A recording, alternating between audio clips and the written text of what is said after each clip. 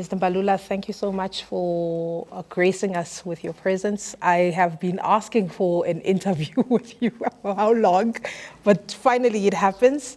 There are a number of things, a plethora of situations or issues that we need to discuss, but I want us to focus more on what happened from the 29th of May until where we are now. You've been in this position for 18 months, 19 months now.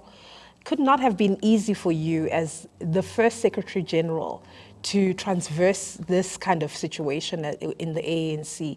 What was it like for you, Mr. Mbalula, when you started seeing the numbers, and you had, your polls had already told you that you would dip below 50%, but when you started seeing the numbers, and the numbers were telling you that you would now have to start talking to the DA, did that conversation start then, or had it already started? Thank you very much for this opportunity and for having us. We started the discussion in earnest with political parties, not before, okay. After. And we're confident that we're going to make it below 50%. I think we didn't we saw Zuma as a danger, but we didn't think that it will be as big as it is, which is what has basically happened. We thought of dropping from 3 to 5%. At best, we'll get to between 52, 53. We'll still form government. Not 17%, all gone. And so the Zuma factor became a biggest issue. All political parties dropped in a low voter turnout. There are all sorts of factors that led to the voter turnout. The weather was good. The campaign was good. The period of campaigning was good. The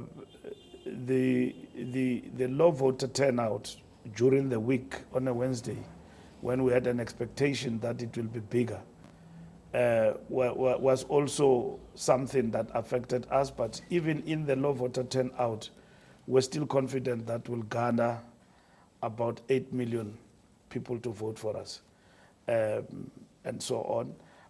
But it did not actually happen. So we did not start discussing with anyone before, including the DA.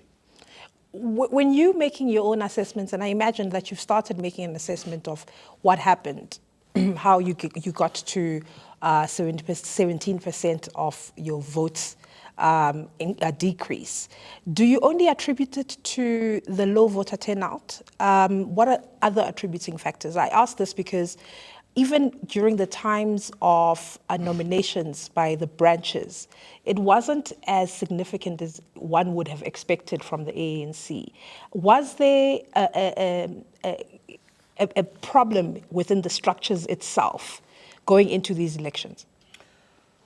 We pushed very hard to get people enthused about the election to the point where on the day they will come out in numbers.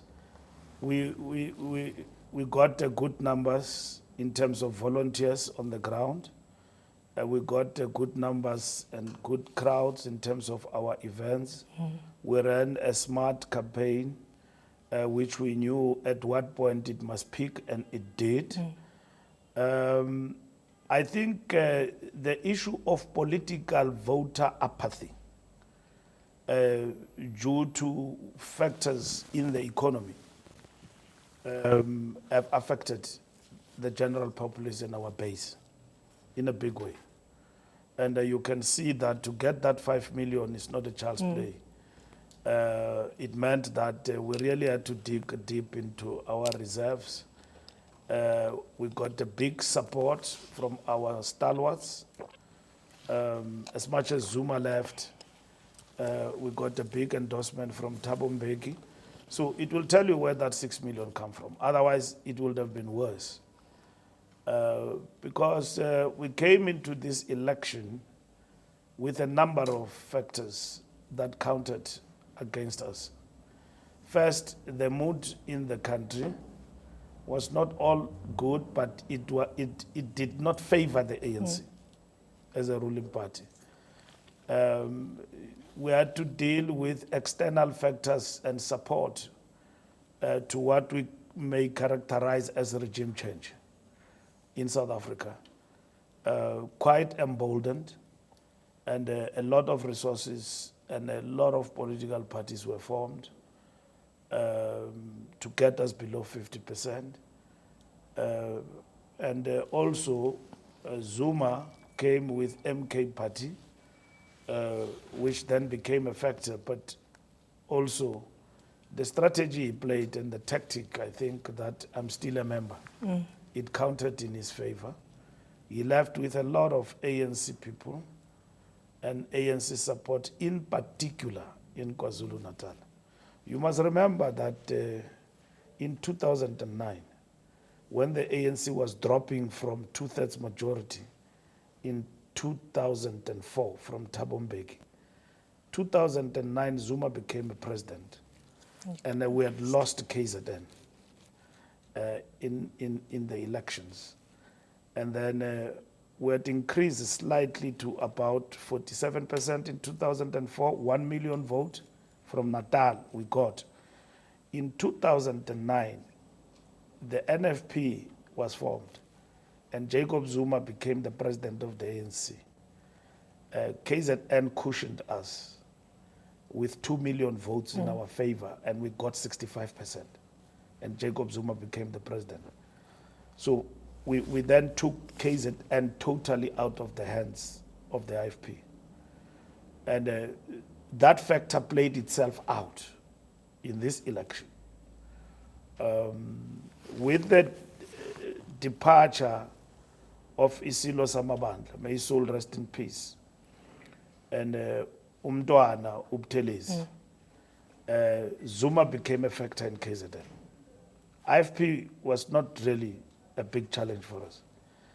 The big challenge was Jacob Zuma as a factor that we have had to contend with.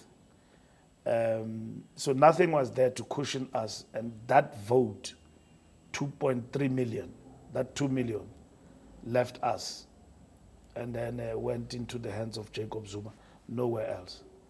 And largely from pockets of Gauteng in the hostels, the IFP lost, and its numbers were reduced to 1 seat. And all those numbers went to Jacob Zuma party. And a part of Mpumalanga, Mkhonto, went to Jacob Zuma party. So the Zuma factor in this election account for a splinter group in the ANC born out of inherent weaknesses, subjective of factionalism in the party. So it worked against us in this election. So that's the second factor. The first one, which I've mentioned, is economy. We had load shedding, and for the longest of time. We also had the cost of living, job creation.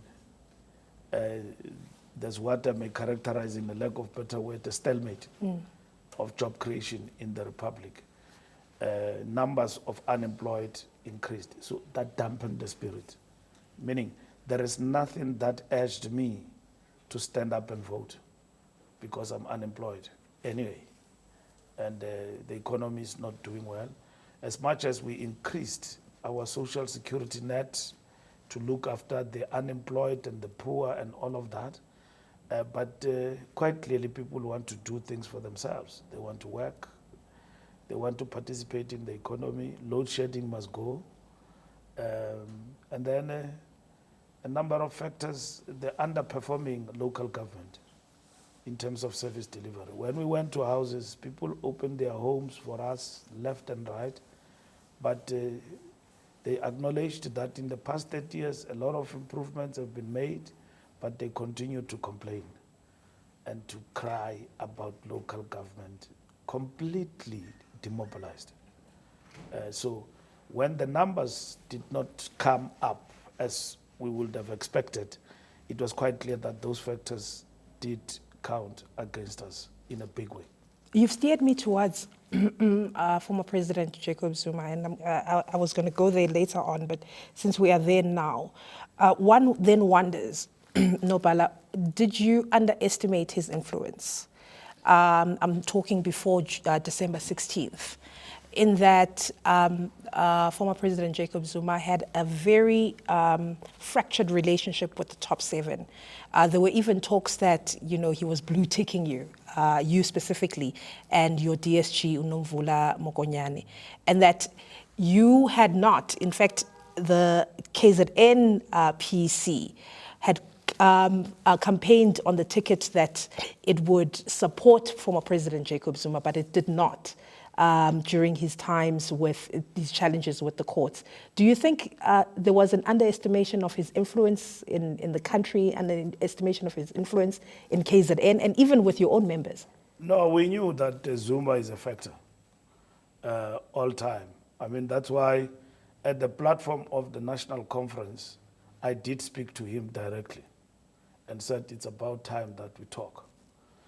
I followed up with him, both in terms of asking to see him, sending emissaries and also writing a letter to him, and he avoided me. And then I sent Mdu to go to KZN. I was going out of the country. Quite clearly, we gathered intelligence that this MK party belongs to Zuma. We worked very hard to undermine its existence because it was going to confuse the voters. It comes directly from us in terms of our history and our heritage, and something that was still challenging even now. But it was too close to the election, and it simply pepped Zuma up. Quite a risky factor. But it's quite clear that Jacob Zuma tended to become another animal, and he knew that him coming in as a leader, he was closing a void, in particular in KwaZulu-Natal. And he used that against us in the name of fighting the Ramaphosa and EC. So we have always known, even in the last election, when we analyze in local government, the 46%, there was Shembe Church there. There was royalty in that analysis. There was as well Jacob Zuma factor. So Jacob Zuma factor in relation to the riots, Jacob Zuma in terms of him being arrested and a victim, in a way.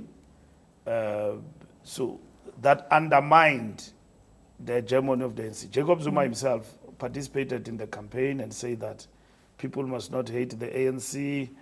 If it's Lima Zuma, I quote him, says Enzela izinto zazo. Why uzawuyeki ANC because of Islima Zuma? Vote for the ANC. So he changed now, and it's only him and him only who knows what is his gripe, which he has explained against the president and all sorts of things that he basically said, which we disagree with him fundamentally with some of those things. Would you facilitate a conversation between the two leaders? We have done that. I think it is way beyond now. Okay. We're living in a new environment and terrain where in which it has happened, and I'm happy this election is over because the reality and the truth has come out. We know what we're dealing with. It was a difficult election as it was characterized. It is the difficult campaign. We know the weaknesses and what we need to do to get out of this particular situation. So a lot has been said, but it's all said and done now. It's water under the bridge. We need to prepare the organization to be formidable politically, to master the terrain and these uncharted waters, and go forward and win the war at the end of the day. Let's talk about this preparation to be formidable and master the terrain. I imagine that would be a mammoth task for you, particularly in KZN, given that most of your members were co-opted into the MK party and some still are being co-opted into the MK party. Would you have to do a complete overhaul? And I think you know what that means. That would mean a disbandment of the entire structure and start from scratch. What does that mean? We know now who belongs to MK, okay, and who has been fooling us in the process. Some of the information we had, but we deliberately took a stance of not pushing people out. But some of them came out and they declared their colors to the mast. We are here. They've left the ANC. But MK party is nothing without Zuma, with due respect. We went to a by-election. MK party, 14 by-elections in KZN, they got one. Majority went to the IFP, we became number 2. Because the by-election was about the contestation of the wards. You have the emblem MK party, but the face is the person in your ward, and the result was different. The wards that we lost 2 weeks back, we won them now with the ANC. So people went to the, and you don't have to blame it on anyone. People went to the elections with the T-shirts and the face of Ramaphosa as the president of the ANC, and then they went inside there and told electoral officers that we are voting for the ANC of Msholozi inside. And then they came out singing our songs, our regalia, our slogans. But they said, iyafana lento. But we vote for what we like. Tina standa ANC kamsholozi. So we know the truth now, what it means. So Jacob Zuma must steer the ship. It's going to be difficult for him to establish MK into a party. It's going to disintegrate because they're first going to fight over positions like they do now, and it's going to degenerate because they don't have an ideology, they don't have a program of action. Everything they speak, they verbose is ANC. Does that mean that your door is still open to those who have defected? They will come back. The ANC only rejected the incorrigible. They will come back, like they have done already now. Others have come back to the party. And that's what is going to happen. And good luck to Zuma and his party that it remains to be seen whether MK will become a formidable force in the body politic of South Africa. Because most of those people there have got, some of them, not good history, even in the ANC. And if you were to have any one of them to become the face and not Jacob Zuma, they wouldn't have garnered these numbers. I suppose then what you're saying to me is that there's no reason to do a complete overhaul in KZN, to disband structures in KZN. We don't have to disband structures in KZN because people who don't want to be in the ANC have left. Okay. And then there are very few sleepers who are still there in KwaZulu-Natal. But KZN, where it is now, is very clean. People who were destined to leave and were one way or the other affecting our party in terms of its growth negatively have left with JZ. And others have been dismissed in terms of disciplinary action and all of that. We are a party in which I can say we're very clean now, and there's no need to be sniffer dogs and run a campaign, a negative campaign, against others, disbanding structures, and all of that. All hands on deck. No more mistakes. An act of ill-discipline is punishable. We must be decisive, and we are going to be. So, to get the ANC back on track, we must accelerate the renewal. That's what is important. The NEC, it will meet, make reflections, and take a deep dive in terms of what happened. Out of that, we need to reorganize, which is what we are already thinking about, and adapt the ANC to the new conditions at the present moment. The conditions of power sharing, the conditions of consolidating where we are in charge.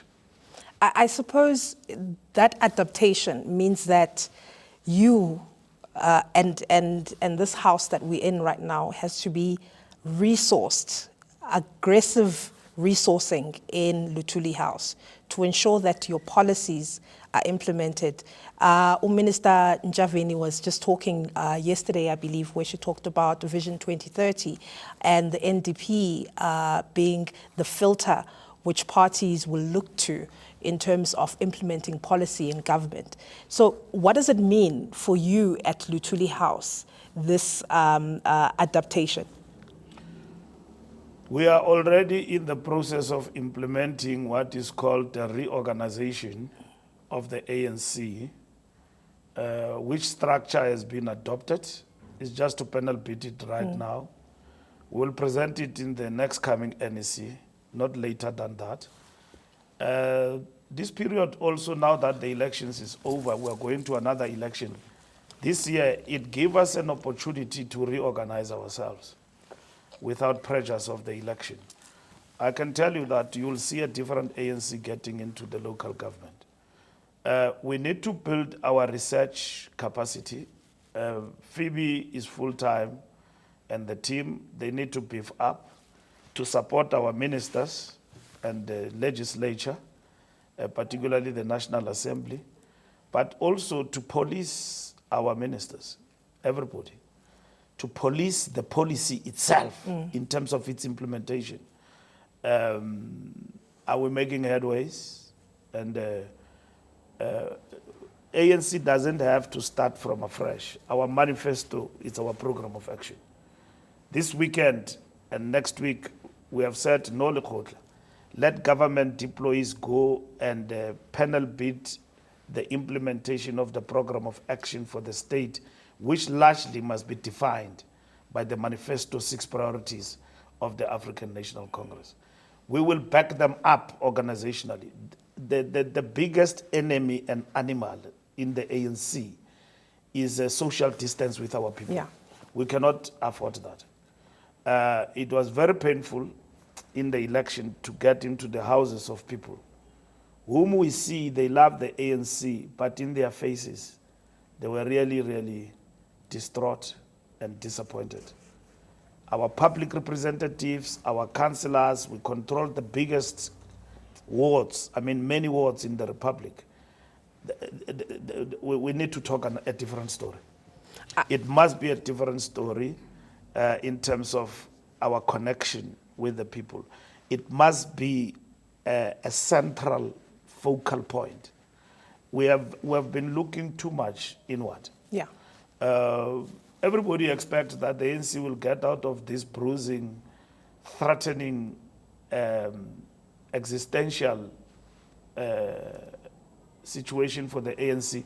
And everybody says, you will see them, they will go back and fight for who becomes a leader in the next conference. That's what they are going to invest their energies in as a party. Inward looking, who becomes the next leader. Ramaphosa is leaving. It's only fair because that's what we've come to expect from the ANC. Yeah, Mbalula is running, Mashatile is running, whoever is running, Mbalula is wanted, and all of that. Those things are not going to take us anywhere. That's what we said even in this election. We said when other comrades were preoccupied about who becomes the next leader, I can tell you for free that when you are campaigning, people will even coin things along the lines, no, this one is campaigning for himself. And this one is not campaigning, and all of that. And we kept on saying to our comrades, power can go. It will go. Check at the Sandinistas. Stop this preoccupation about positions. You are killing the organization. Let everyone lead at the right time, according to their abilities. But that must not be the preoccupation of the ANC. If we are going to go on business as usual, do the things that we are expected to do that are negative, look inward, kiss this revolution goodbye. Stop wasting time. Just leave it to others to take over and run with it. That moment has not arrived. The people said to us, it has not. You must reorganize, come back. We still give you a mandate. We still believe in you. Go on. So, uti umuntu makunje siyamshaya. Simshaya manje. So, if umuntu uzodlala ngalento, and then they think that is business as usual, simshaya manje. So that I can promise you, my sister, that we have learned a lot, that this thing is not a given. Working for the people and to be in power forever, it requires a different machinery. And I suppose with that machinery, Nopala, when I look, for instance, at the second DSG, one would have thought that she would have remained here, given that this second position was opened for monitoring and evaluation. She went to government. What was the rationale around that? Well, the rationale is that you are then easily linking up with the ANC and able to drive this monitoring and evaluation from that side and this side. So you are talking to a person who occupies the same position. So that monitoring and evaluation in government, the president, in terms of reconfiguration, is going to strengthen it, among others. And then the DSG's capacity at Luthuli House is going to be strengthened. In terms of research, we have already appointed NEC member to lead that capacity here at Luthuli House.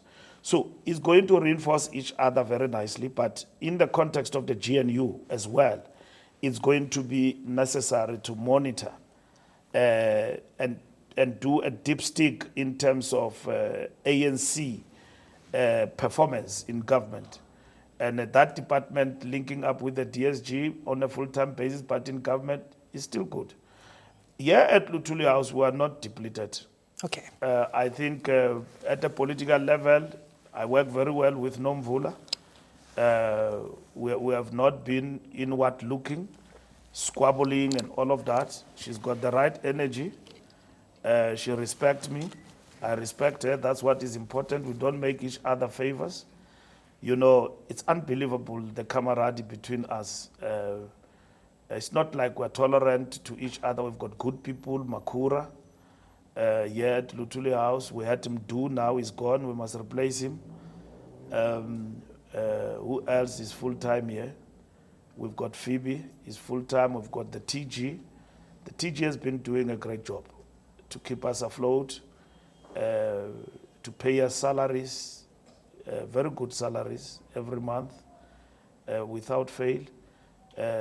She will need more resources, more creative ways to raise money. She's been doing that. Look, our team here at Luthuli House is solid, and the best out of it is yet to be seen. But we're solid here. We've got the comrades who have drawn from government. They did not pitch here because they did not make it elsewhere. They came here, deployed by the ANC deliberately to come and work here. I mean, Makura came back as a premier here. We could have sent him to, I know he wanted to become minister, so I said, no, you're not going there. You are staying here with me. And look, he loves it here, we love it here. And so we're just going to be something else. Mahlengi is here, and then NEC members. So we've got a good bunch of people here. And elections took and consumed a lot of our energy and time. You know, since I've been SG, I've not been to provinces to visit them, to do a state of the organization report. Now, I'm going to each and every province, myself, with the organizing team. I'm going to see each and every region, every branch of the ANC. And I will be able, with the SGO, to present a report to the NEC about the state of organization. One of the things that cost us in this election is a dire state of organization on the ground. Yesterday, I was talking to the workers, SAMU. They were telling me about problems at local government with mayors and challenges and all of that. But where is the ANC branch? The ANC branch has disappeared. What we've got careerists, people who sit on WhatsApp groups 24/7, insult leadership, plot the demise of the organization, forever not satisfied about positions. Half of the complaints I get here in my phone from ANC members, most of those problems are about positions. SG, come and intervene here, I'm being removed as a councillor. SG, don't allow this mayor to be appointed. The best one is Lizeka, is Mbalula. Careerism, just about positions and contestation about the resources. That's when you see that the party is mortgaged. So we need to get back to that. We need to come back from that situation. I want to talk about your relationship with the DA, Nobala. I mean, the past month of negotiations talks about talks all the way down to negotiations and the statement of intent has been, you've been at loggerheads. I mean, it was two bulls, you and Helen Ziller, and she's a bull in her own right. How do you see this relationship evolving, given the kind of temperament that the DA has towards the ANC? It's working in the GNU with the DA. It does not make the DA to stop being an opposition.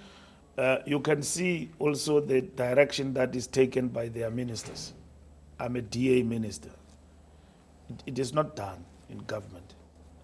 You serve people across. So once you say, I'm an ANC minister, then you make society to view you in a different direction in relation to the constituencies you must serve. But nonetheless, it's DA.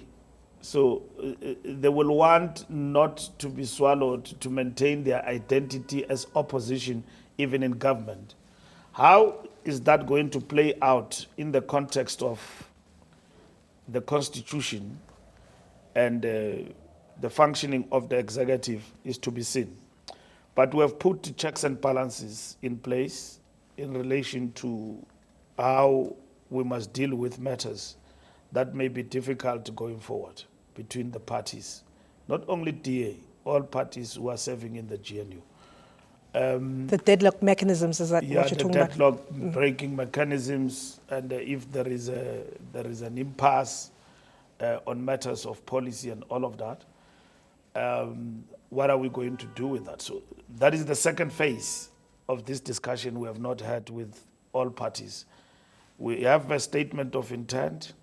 Now we've got to move beyond that to have an agreement of how we are going to make the statement of intent into an agreement in terms of things that we agreed that must not happen going forward. So the DA will remain DA, ANC will remain ANC, and it is absolutely incorrect to suggest that the ANC has sold out to the DA, and the point is that we chose the path of GNU, which is a reflection of the outcome of the election in this country. And we chose that for stability, for progress of this great nation. We chose that for national interest. We chose that for the people of this country. Otherwise, we will have dig in and behave like as if nothing has happened. and the people will be surprised. I mean, South Africa all around have welcomed the ANC position, which has led to the establishment of the GNU. Genuine South Africans out there have said, our democracy has matured. If it was in another country, the ruling party having lost in the way it has done, it would have done things that are unimaginable, including trying to rerun an election and all of that. The ANC have shown and have supported the maturing democracy, and by taking a path that unites our people going forward. But it's not a melting pot where ourselves we cease to be who we are. We define this as a setback, fundamental setback, but it is a setback that enables us to still fight for the national democratic revolution and its success. Has the ANC calculated the impact of working with these parties, especially the DA and Freedom Front Plus, in terms of alienating its own base? I say this with, if you're looking, for instance, here in Gauteng, and how vigorously the PEC was against working with the DA. No, it's incorrect. It's a question of pseudo-revolutionaries who are gossiping.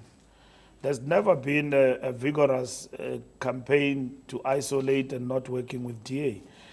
We went to the NEC and followed and adopted a framework of engagement. We started first by saying, let's talk to everybody. And I want to unpack that distortion about Gauteng. And the relationship and cooperation we have sought out of this process was distorted, as meaning that the ANC is getting into a marriage with the Democratic Alliance, which is incorrect.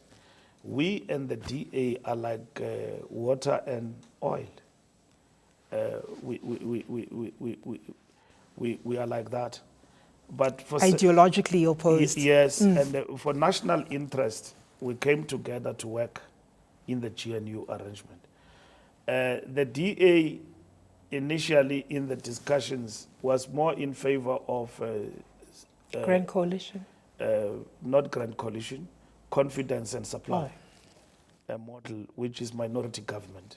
Confidence and supply agreement means that we will work in the legislature and then go on and form your own government, and that's it.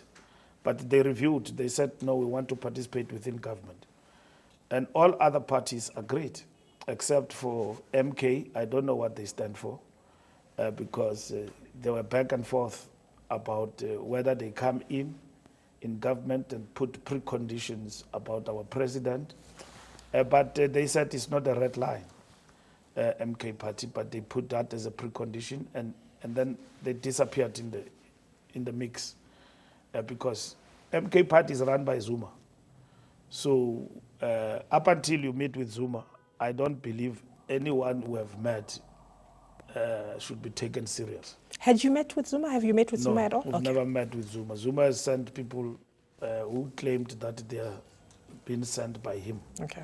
So up until, remember Zuma said he want to rescue the ANC. That's why he formed MK party. So he has not come to the ANC and said that I've got these 2 million people. Yeah, take them. But for that to happen, I need the following. He has not come. Instead, after the elections, he went out and said that we must be killed, we must disappear, and all of that. So quite clearly from this election, it is not clear what is that rescue plan that he wanted, except that the rescue plan is for the ANC to do away with its president, which is not possible. Hell no, that will not actually happen. So these are uncharted waters, Lizega. Everything is to be seen in the process as to what will actually happen. But what I can tell you is that the ANC understand this particular space, and at the same time will work to be a formidable party going forward. I want to speak about the statement of intent where it says that the GNU will decide at the GNU Lekgotla the policy framework. What does that mean for the ANC's manifesto? The policy framework means that the framework means for all the parties who participate there is that the 6 priorities of the ANC will find expression in that GNU government. It means the Lekgotla that is going to take place will then bring into practical program of action, the implementation of the ANC manifesto as the program of action of government. And everyone in this GNU is well aware of that. Everyone in the GNU is well aware of that. I mean, individuals in terms of their ministries and themselves may want to bring in things that we don't agree with, and we will definitely not just make it clear, oppose such. So it's not a melting pot. It doesn't mean that if somebody comes there with new ideas that undermine social transformation, we will agree with. Working with all others there, we will work for the social transformation of South Africa. If there are people there who want to undermine that and push us back, we will oppose that within the GNU framework. Within the GNU framework, we will accelerate the implementation of the 6 priorities of the mandate we got of 6 million people, and even those who did not vote, to accelerate social transformation in South Africa. I want to ask you about the national dialogue, Nopala. How does this fit in to this program of action? You've talked about phase 2. I suppose phase 3 would be the national dialogue. Correct me if I'm wrong. No, you're right. The national dialogue is about constructing a social compact amongst civil society. President Ramaphosa spoke about this whilst in the campaign and beyond that. And President Mbeki spoke about it as well. The national dialogue has been embraced now by everybody. So we're looking at the last 30 years of democracy, and then what is key for South Africa going forward as we continue to build the Rainbow Nation, as in South Africa Inc. So it is important that the national dialogue must be understood in that particular context. I suppose we ourselves will give more meat to that, to say what is it that we want the national dialogue to achieve out of this process itself. Because it's an elaboration of President Ramaphosa's call for a social compact. And even the 55th National Conference of the ANC in 2022 affirmed it. And the idea is that you need a broad national conversation about the experience of the last 30 years. The idea is to build a broad social contract with all stakeholders, community organizations, civil society, churches, unions, business, and academia. Is there a time frame for this? Because this is an urgent initiative, I would imagine, considering where we are with this GNU. Is there a time frame of when this will happen? Our expectation is that government is going to Allocating this coming week. After that, we go to the State of the Nation. It will be part of government program of action, and immediately the national dialogue will fall into place. My last questions, because I understand that you have time constraints, Nopala, and it's around the Gauteng GPU. It doesn't have the majority. It's a minority government if you look at it. How then does it pass budgets? Have you factored that in? Have you considered what happens in terms of passing the budget, passing certain bills that would need to be passed in that legislature? Well, it's a minority government with confidence, and supply, which means that you'll have to seek agreements with political parties in order to pass budget. That's what it is. So political parties will say that this is what we want in terms of the budget, and we come to the party, and then so you will then negotiate an agreement with them, those who have not formed part of government, to look at their issues in relation to such matters, with the aim of ensuring that you pass a budget. Are you aware of any agreements that have been made with the EFF?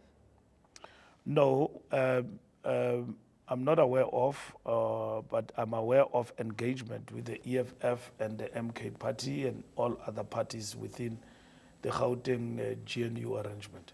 What would the exchange be?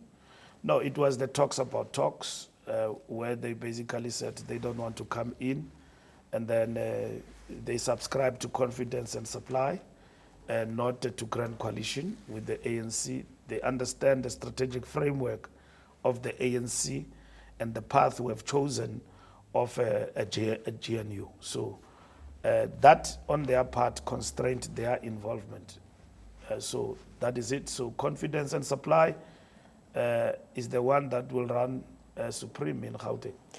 In terms of looking at the economy, Reign supreme. Reign supreme. Yeah. In terms of looking at our economy at this moment, we slowly moving up. There's hope, but with this GNU, the likelihood of us turning the tide, do you see it being positive? It can be positive because we agree on the fundamentals as much as we do have differences. We agree on in terms of the foundational principles of the GNU. We agree on stability, constitutionalism, and the rule of law, or growth, redress, and national unity, peace. So the foundational principles are key to making it work. But equally, you don't have to be a prisoner in the GNU. If it doesn't work for you, you can walk away, but it won't collapse. But its consolidation of these foundational principles will lead to positive impact in the economy, in terms of growth, business coming to the party, into a social compact, which they've already started to be party to, and then genuinely work with government in the creation of jobs. You interact ever so often with investors, with your peers in different countries, ambassadors and the likes. What have they said to you about this GNU?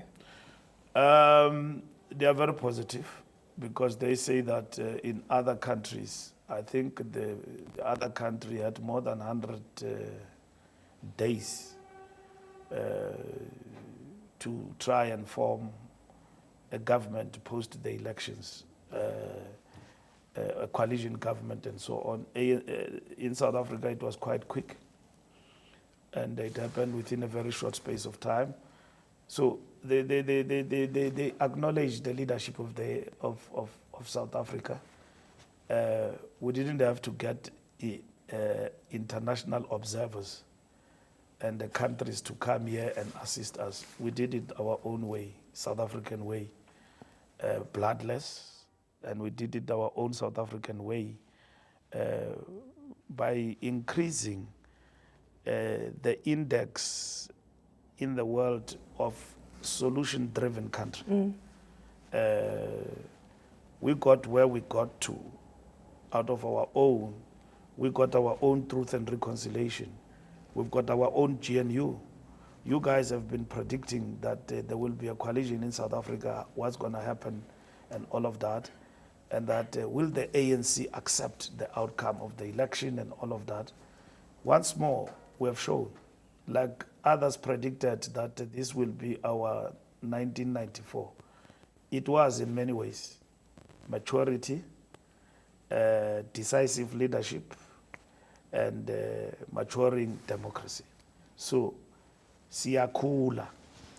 There's no looking back. So the rest of the continent and the world marvel at South Africa, and so we got positive feedback from the world about what has just happened in our country. No, but I have just 3 last questions to ask.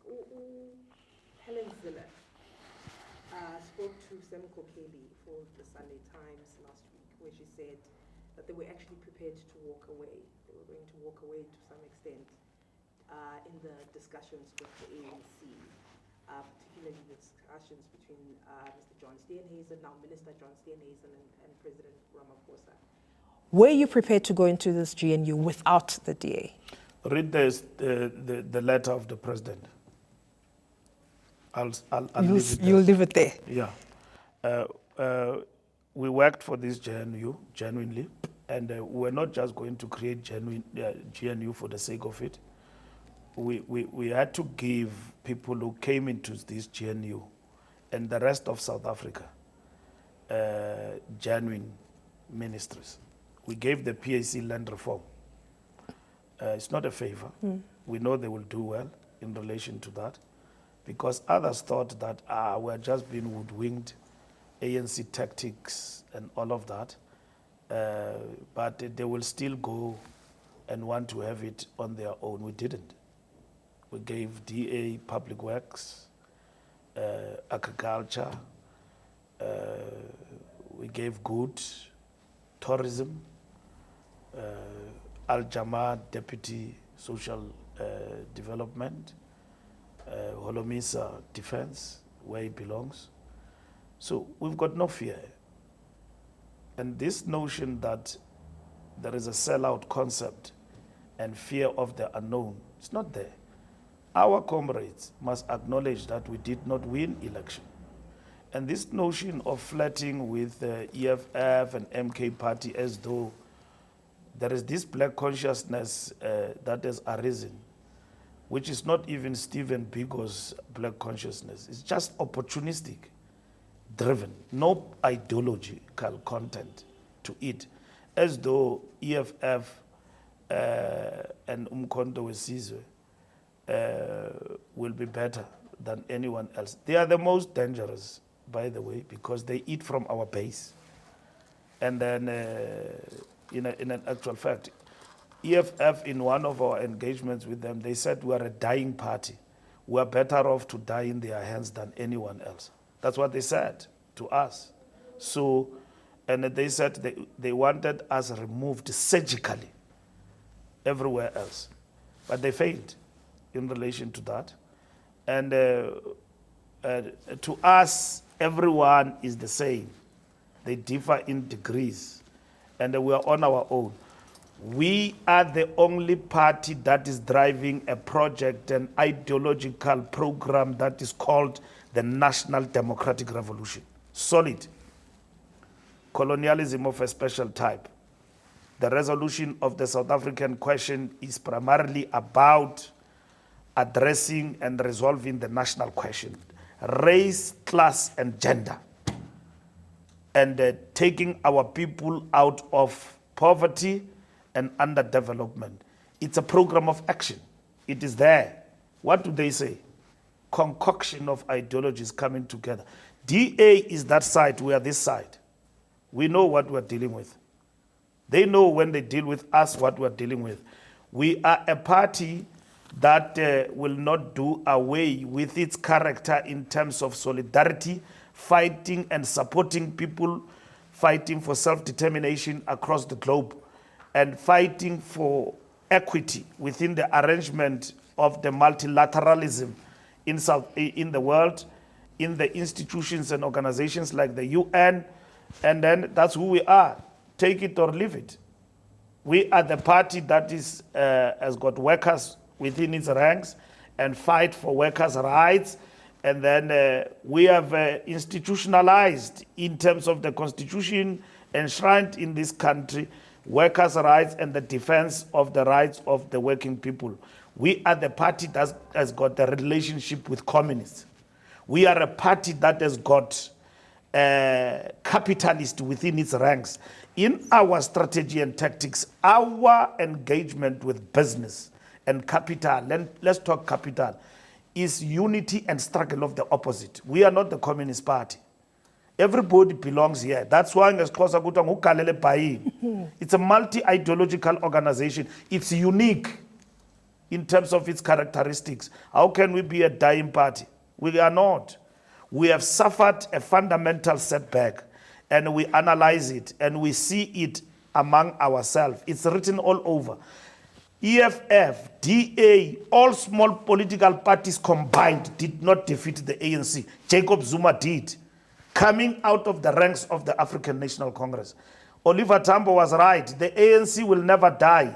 It will be the ANC that will kill itself from its ranks. And Zuma has done that in 2024. That's it. Is it then fair? No, Pala, I've got two more questions. Is it then fair to say that this GNU is an ANC-led GNU? It is an ANC-led GNU, as the statement of intent says, that the party, paragraph number 17 of the statement of intent says that the party with the majority will lead the establishment of government. That's what the ANC has done. 40%, we invited everybody. In KZN, we did not win. Jacob Zuma was supposed to invite us to form government. He did not. But here at National, they make noise that we work with the DA. In KZN, he went to the NFP. Pictures were circulating everywhere. He went to the EFF. And then he went to the Inkatha. They made Inkatha to wait for them for 6 hours. They never pitched. Inkatha came to us and invited us. We duly complied. We negotiated with them, but we didn't form government. That government of KZN is led by the IFP. The GNU in South Africa is led by the African National Congress. And that is why the manifesto and the 6 priorities of the ANC must not only find expression, they must be implemented in terms of the government program of action within the GNU. My last question is around Gauteng. Yeah. The projections, and we've been speaking to some people, and they project that you will lose Gauteng completely. You've lost Gauteng already, but you will sink even lower, and the DA is likely to take over Gauteng in 2029. What do you say about this? We don't take that assertion for granted. It means the ANC must do everything in its power to ensure that the votes that we have shared in this election in Gauteng will be recouped through a convincing minimum program of action that Panyaza and his team are going to implement here. You know, in Gauteng, the urban vote did not come out. If you go to Soweto, our support base, you've got people in Soweto who have been without electricity for 10 years. And who was in charge is the ANC. Thugs have come there, destroyed infrastructure of electricity and all of that, but people who did not have electricity. And we have had to go to those people and ask them to vote for the ANC. And Panyaza was busy solving all these problems in Soweto. Soweto people wouldn't blame the fact that their non-voting has affected the ANC majority in the council, such that we now have got a coalition with other parties in Johannesburg City. They don't say that. They look at the ANC and they blame it on the ANC.